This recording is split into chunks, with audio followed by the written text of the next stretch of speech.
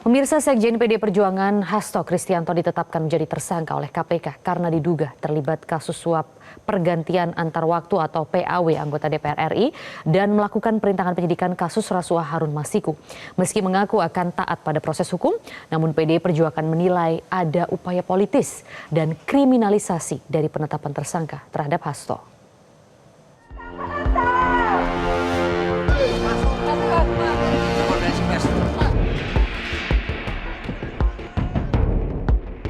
Selasa sore, 24 Desember 2024 lalu di Gedung Merah Putih Jakarta, KPK resmi mengumumkan Sekjen PDI Perjuangan Hasto Kristianto sebagai tersangka kasus suap pergantian antar waktu atau PAW anggota DPR yang juga menjerat buronan KPK Harun Masiku.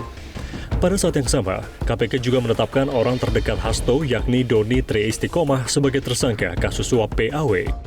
Ketua KPK Setio Buryanto menyatakan Hasto dan Doni juga buronan Harun Masiku serta sejumlah pihak lain diduga telah memberi hadiah atau janji kepada Ketua KPU RI saat itu, Wahyu Setiawan, agar Harun Masiku bisa memperoleh kursi dan menjadi anggota DPR pada pemilu tahun 2019. Selain terjerat kasus suap, Hasto juga ditetapkan menjadi tersangka atas dugaan perintangan penyidikan. Hasto disebut sempat memerintahkan Harun Masiku untuk merusak dan membuang ponsel miliknya. Bahkan disebut sempat memerintahkan Harun Masiku untuk kabur. Saudara HK mengatur dan mengendalikan saudara DTI untuk aktif mengambil dan mengantarkan uang suap untuk diserahkan kepada komisioner KPU melalui TIO. Kemudian saudara HK bersama-sama dengan HM, kemudian Saiful Bahri dan DTI melakukan penyuapan terhadap Wahyu Setiawan. Jumlahnya sama dengan penjelasan pada penanganan kasus sebelumnya.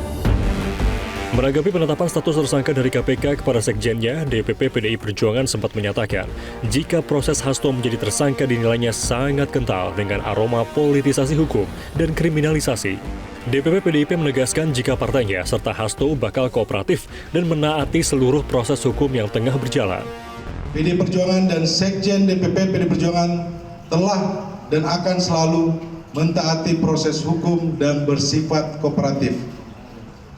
Kedelapan, PDI Perjuangan lahir dari cita-cita besar membawa Republik ini berjalan di atas rel demokrasi dengan prinsip negara hukum yang adil dan transparan. Yang terjadi saat ini adalah politisasi hukum.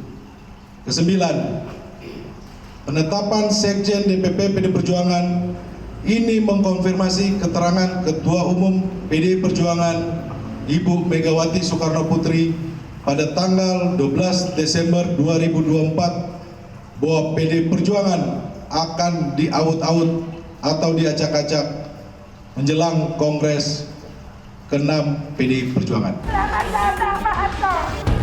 Sebelumnya, pada Senin 6 Januari 2025 lalu, Hasto sempat tidak memenuhi panggilan pemeriksaan perdana oleh KPK dalam kapasitasnya sebagai tersangka. Hasto beralasan tengah mempersiapkan rangkaian agenda ulang tahun PDIP dan meminta penjadwalan ulang untuk pemeriksaan. Dan hari ini, Hasto pun menepati janjinya untuk diperiksa sebagai tersangka kasus rasuah Harun Masiku dan dalam waktu singkat, Hasto telah usai diperiksa oleh tim penyidik KPK. Dari Jakarta, Tim Liputan Metro TV.